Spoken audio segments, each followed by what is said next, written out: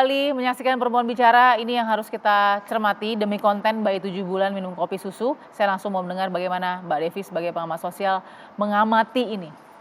Silakan. Ya, memang media sosial itu menjadi ruang ketika orang-orang yang kemudian masuk ke sana itu tidak memahami etika dan budaya yang ada di sana. Problemnya di situ. Kalau mereka paham etikanya, mereka tahu budayanya, tidak akan terjadi. Tapi kita tidak sendirian. Bahkan di Amerika Serikat, di banyak negara data menunjukkan eksploitasi terhadap kelompok rentan, yaitu siapa? Anak, orang tua, lalu kemudian mohon maaf teman-teman yang punya preferensi seksual tertentu dan sebagainya, itu memang cenderung menjadi korban atau subjek eksploitasi tersebut. Nah, kesadaran ini yang menjadi penting. Dalam jangka pendek memang ada penegakan hukum yang artinya untuk menjadi pelajaran semua orang. Tapi memang jangka panjangnya adalah harus ada edukasi. Karena ini ternyata tidak ada hubungannya sekali lagi dengan tingkat pendidikan ataupun pendapatan. Karena pelakunya siapa saja. Baik karena memang kesadarannya rendah. Kalau misalnya dia dari kalangan menengah ke bawah, dengan mudah kita mengatakan karena ada kebutuhan. Tapi pelakunya tidak semuanya karena kebutuhan. Nah, ini yang menjadi PR kita semua. Yang harusnya adalah memang ini butuh waktu. Karena terus terang apalagi dengan kita tahu tahun ini dikabarkan diprediksi ekonomi dunia akan semakin sulit. Sedangkan kemudian media online memberikan sebuah panggung baru untuk siapapun bisa berpenghasilan dengan mudah dan cepat. Nah, godaan ini memang menjadi kuat gitu. Nah, apalagi ditambah tadi yang disampaikan para ibu bahwa kesadaran tentang anak itu rendah. Plus kedua, di Indonesia sebagian masih melihat anak itu aset, properti, benda. Bukan manusia yang memang harus dimanusiakan. Makanya tidak heran kalau minggu lalu kita membicarakan soal pernikahan dini. Karena lagi-lagi pernikahan itu dianggap jalan keluar membebaskan keluarga dari beban ekonomi. Lagi-lagi apa? Cara pandangnya bahwa anak bukanlah manusia yang memang harus kita rawat, kita tumbuh kembangkan.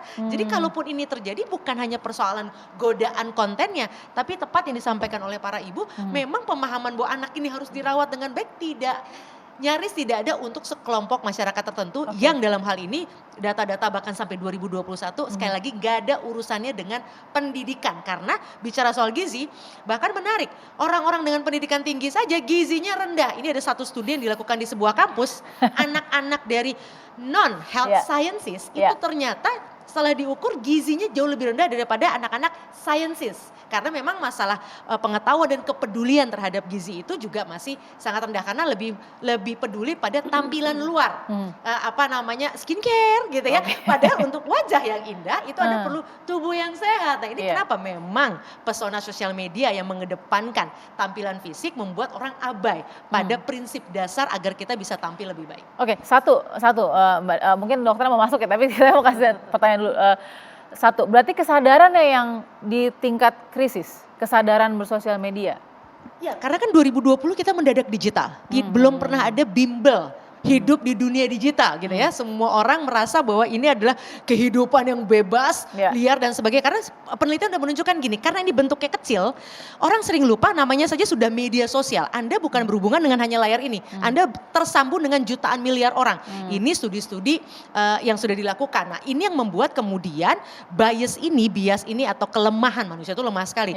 Yang membuat mereka akhirnya tidak sadar apa yang mereka lakukan itu impactnya, dampaknya bukan hanya untuk mereka tapi juga masyarakat yang menonton. Silakan dokter juga silakan. Saya ingin menambahkan sedikit saja bahwa hari ini media sosial itu justru dijadikan tempat untuk mendapatkan popularitas dan uang di era digital ya. Jadi bagaimana bisa mendapatkan uang secara mudah dengan positif, secara positif atau negatif. Ya secara negatif ya tadi konten-konten yang viral, yang nabrakkan diri ke mobil dan lain sebagainya. Dan untuk yang positif ya tentu yang memiliki nilai-nilai edukasi. Tapi kan yang nilai-nilai yang memiliki edukasi itu jauh lebih sedikit penontonnya daripada yang negatif tadi. Nah, ini jadi masalah. Maka kemudian pemerintah harus juga memperhatikan hal-hal seperti ini. Menkominfo juga harus segera turun tangan. Hal-hal yang negatif dan akan menjadi masalah ya di masyarakat harusnya di-stop. Harusnya di-stop. Harusnya stop. Tapi biasanya stop 1 tuh timbul lagi, stop 2 timbul 3. Ya mau tidak mau memang itu harus dilakukan karena memang apa namanya, publik kita ini kan masih tingkat kesadarannya masih rendah. Oke. Ya, jadi memang apa namanya, pemerintah harus kerja keras. Konten baik, konten edukasi, kampanye baik susah dirasakan dokter sebagai yang harus memberikan penyuluhan Iya, kesehatan jadi dan begini, lain. saya cuma pengen lihat. Jadi kalau kalian bertanya dampak stunting kira-kira seperti apa? Oke. Saya tidak melakukan judgement dengan pemasang konten. Tapi Anda asal pikir saja, dampak stunting adalah bagaimana caranya orang itu pengen survive, pengen punya uang, pengen hidup bagus, tetapi cari cara yang gampang. Karena salah satu dari dampak stunting itu adalah ketidakmampuan orang untuk bisa berpikir panjang. Apalagi prefrontal cortexnya belum nyambung. Tadi aku jamin tuh dia pasti masih di bawah 30 tahun umurnya. Jadi belum ada kemampuan untuk berpikir baik buruk benar dan salah. Jadi Anda bisa bayangkan kita bakal repot di meja ini setiap minggu ngurusin yang kayak begini. Ya. Kalau semakin banyak orang yang maaf ya pakai bahasa agak kasar ya. Kok gitu gampang banget sih lu cari duit? Kayak gitu ya, karena apa? Ya contohnya udah ada, dia pikir jadi YouTuber kan duitnya bermiliar-miliar, jadi TikToker kan duitnya juga banyak. Dia mau niru lah pakai cara itu, karena apa? Karena dia sebagai orang tidak punya edukasi, nggak punya literasi juga, nggak punya. Jadi orang kepikirnya cekak tuh loh, jangka pendek aja. Yang penting gue dapat duit hari ini, kumaha yang kayak wae nanti besoknya. Nah itu kalau Anda mau lihat potret Indonesia kalau stunting di bonus demografi, ini akan selalu terus terjadi dan ini ngeri. Sangat ngeri buat masa depan bangsa kita. Apakah selama ini si responsible atau yang memberikan penyuluhan ini sudah tepat memberikan packaging kontennya? Sebentar. Bicara tentang penyuluhan itu kan kita bicara tentang perubahan perilaku ya. Kita mengharapkan ada orang yang tadinya cuma hidup pengen praktis, udah deh sekarang mulai masak di rumah, memperhatikan suami, lalu kemudian anaknya disusuin 6 bulan eksklusif, insya Allah sampai 2 tahun lebih. Sebentar. Karena hidup itu tidak cuma seperti konten yang kita lihat kalau kita lagi ngapalin bagaimana cara mengedukasi masyarakat. Jadi mereka harus bisa melihat bahwa untung ruginya dari mana, kalau saya nggak kerja gimana caranya gue netain, lalu kemudian dan sebagainya. Jadi sekali lagi kita kalau cuap-cuap doang bikin sosialisasi, bikin pamflet, bikin stiker, bikin goodie bag, it doesn't work. So ada yang perlu lebih daripada itu. Yang lebih daripada itu antara lain nomor 1 tentu saja bagaimana kita membimbing orang dalam tahap perubahan perilakunya yang berbeda. Sebab orang kalau belum ngeh jadi ngeh itu gampang. Tapi setelah ngeh dia lalu kemudian bertindak itu cerita lain.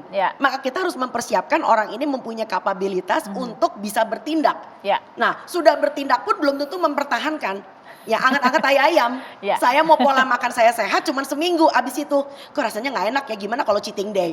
Nah setelah mempertahankan pun ada fase kumat. Nah ini dia, jadi sekali lagi untuk bisa merubah perilaku masyarakat itu memang butuh binaan-binaan dari orangnya sendiri yang melakukan. Tadi penyuluhan bukan cuma sekedar kayak cuman coa doang tapi direkam. sampai ke titik konsistensi implementasinya, itu yang dikejar. Setuju, dan dalam hal itu juga banyak sekali kontributor yang bermain. Kita punya yang disebut dengan kekuatan kolaborasi pentahelix. Pentahelix itu siapa? Masyarakat itu sendiri sebagai pemain, dan yang kedua tentu saja pemerintah sebagai wasit. Sekarang Anda bisa bayangkan begitu banyak makanan kemasan di Indonesia sampai Pak Jokowi juga jengkel sendiri. Ya siapa suruh karena nggak diatur itu makanan kemasan buat siapa peruntukannya. Sampai bayi pun dikasih makanan ultra proses. Betul apa enggak? Dan yang kedua setelah pemerintah jadi wasit, yang ketiga tentu saja akademisi. Nah sejauh mana akademisi juga tidak menjadi endorser. Ini serem ya, akademisi banyak sekali menjadi endorser, nyuwun sewu gitu loh ya. Lalu dokter juga loh. Iya baik, bukan saya ngomong loh, Bu Irma yang ngomong loh ya. Ini pakai mic ya nanti. Siap. Nah lalu kemudian setelah menjadi endorser ya akademisinya juga penelitiannya berat sebelah karena didanai oleh kepentingan tertentu. Nah potensi yang keempat adalah kayak kita nih media nih. Apakah media juga iklannya lebih banyak produk-produk kemasan dibandingkan dengan iklan layanan masyarakat? Dan yang terakhir yang kelima pelaku usaha itu sendiri. Dia punya niat baik nggak? Nah itu penting ya, jadi kita mengharapkan niat baik dari pelaku usaha kan walau dijawab ya. Gitu baik, ini hulu ke hilir sudah dijelaskan oleh Dokter Tan, tapi saya mau lebih jauh lagi. Saya juga ingin bertanya mungkin setelah jeda ya, Ibu Ida, saya yakin pasti KPPPA dari Goa Sulsel sudah berusaha yang terbaik untuk melakukan penyuluhan. Tapi kalau saya bisa tanya jujur-jujuran Ibu, apa yang masih sulit Ibu? Ya, apa yang masih kurang atau yang dibutuhkan oleh tentu Dinas Pemberdayaan Perempuan dan Perlindungan Anak di Goa yang tidak bisa menjadi perpanjangan tangan sejauh ini karena kekurangan ini dan itu. Mohon dijawab ya Bu sesaat lagi, tetap di Perempuan Bicara.